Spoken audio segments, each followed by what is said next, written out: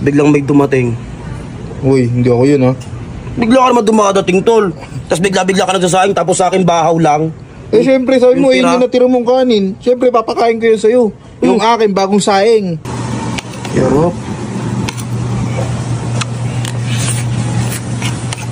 Bumili nga pala ako dito ng fresh bangus dagupan at pinaboneless ko nga pala dito. Ang galing ni kuya magtanggal ang tinik ko, talagang buong buo no? Eh sakto, libre lang yung pagboboneless dito. Kaya pinaboneless ko na itong binili kong bangus sa kanila. At dito nga nagbayad na ako, nakuha ko ng sukle. Tapos ayan, pinatadtad ko na kay kuya. Sabi ko kay kuya yung pamprito na medyo malilit lang yung hiwa. Pag-awi ko nga sa amin ay agad na nga pala ako dito nagpiga ng kamalanse. After ko nga magpiga ng kamalanse, nilagay ko na nga pala itong crispy fry, yung garlic flavor, para hindi ko na kailangan maggisa ng bawang. O diba? Di wow. Tapos ikukut mo lang pala itong bangus dito sa may crispy fry. Balutin mo na maigi itong crispy fry sa may bangus para masarap. Ang gamit ko nga pala dito mantika ay vegetable oil. Ano, para laging healthy? Mantika pa rin yan Pagkainin nga ng mantika agad ko na nga pala pinrito itong mga bangus. Mga 4 minutes nga lang binaliktad ko na nga pala agad. Kapag ganyan yung kulay pwede na yan syempre. Kaya pagkaprito agad ko na nga palang inilagay dito sa may plato. Tapos ipiprito naman natin yung mga natirang bangus. Kita mo naman yung belly ng bangus Panalo. Pagkaprito nga ng mga bangus set aside natin to. Sa same pan, magigisa naman tayo dito ng sibuyas. Ang sarap talaga magluto no? Kapag kumakain ka pa ng donut. Mga ilang minuto nga lang hanguin na pala natin itong sibuyas konting luto lang. Tapos magtitira tayo ng sibuyas at lalagyan na natin siya ng toyo. Lagyan din natin ng kalamansi juice at tubig. Bali tansya nga lang pala itong mga ginawa ko guys. Tapos lalagyan natin ng konting pamintang durog-durog. Nung umuusok na yung sabaw nilagay ko na nga pala dito yung mga pinrito nating bangus. Grabe, panalo to. Belly ng bangus. Bali 2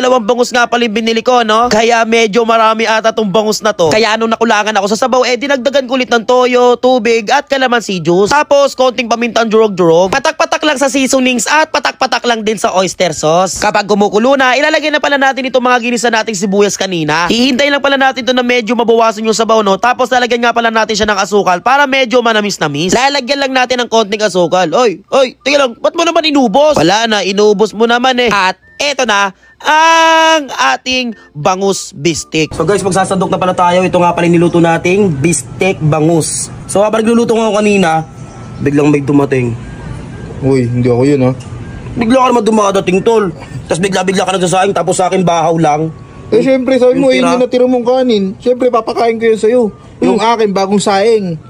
Galing mo talaga no? O siya, sasandok na ako dito ha. Bisa mo na, para makakain na rin ako. Uy, grabe. Patay na ito. Grabe, umiwalay man. Uy, nahati. Yan ang sibuyas. Uy, sarap nyo no. Tikman na natin ito niluto nating bistek bangus. Yun Boneless yan man.